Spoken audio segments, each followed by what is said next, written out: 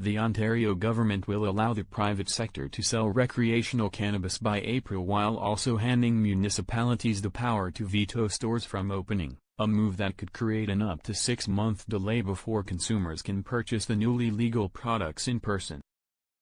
Cabinet Minister said on Monday that the province will be in charge of wholesaling cannabis to retailers and managing the only legal online store starting on October 17.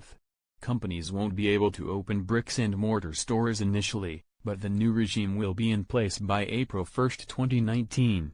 The plan, which was first reported last month by the Globe and Mail, has stoked uncertainty over whether cities and towns will be ready to handle such a major policy shift in a short period of time and what the new model is going to look like.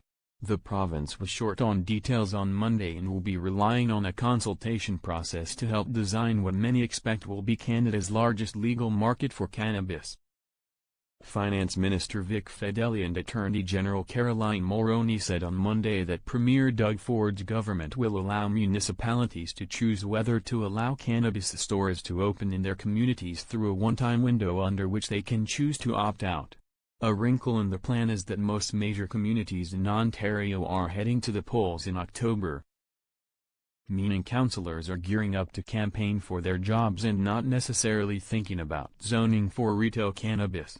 Next week, the province will begin consulting stakeholders, including municipalities, First Nations, police and the cannabis industry on how to best roll out the new regime, the minister said.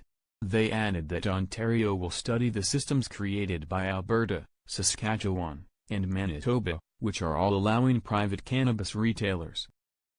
Implementing this new approach will take time. We have to get this right and we will not be rushed, Mr. Fedeli said, speaking at Queen's Park.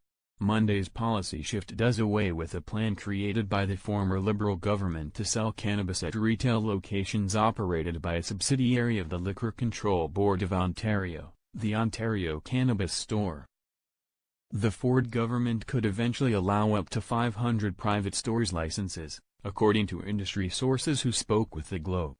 Government officials have said the final number of stores has not been established. Would-be retailers have been racing to scout locations across Ontario since Mr. Ford was elected. Some companies have already signed leases with landlords, which is risky since a city might not want cannabis to be sold in that area or at all. Deepak Anand, a vice president at Cannabis Compliance Incorporated, a consulting firm that advises clients on marijuana production and retail licenses, said the firm's phone has been ringing off the hook from would-be Canadian retailers, illegal dispensaries and U.S.-based retailers that are looking to expand north of the border. We're flooded with inquiries, he said. I think it's good news all around for both large and small business. Pat Vanini, the executive director of the Association of Municipalities of Ontario, applauded the province's move to consult cities and towns on this policy shift.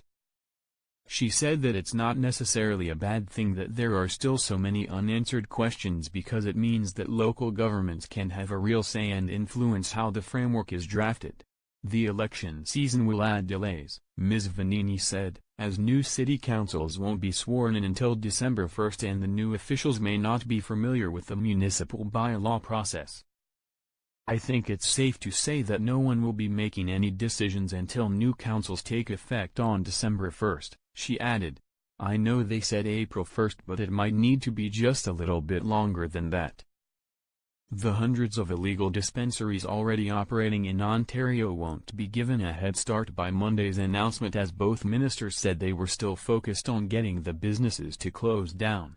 However, a senior government official said the owners of dispensaries currently operating illegally won't be prohibited from seeking a license if they shut down and transition to the legal market. For those engaged in the underground activity today, our message is simple: stop, Mr. Fedeli said. We won't want to do business with people running an illegal business. The province will give $40 million to municipalities over the next 2 years to help them cope with the transition to legal cannabis, and part of the money will be earmarked to enforce new federal and provincial laws. The government's priority will be public safety and combating the illicit market, Ms. Mulroney said. Mr. Ford's ministers will also be taking a tough line with retailers who open stores next year.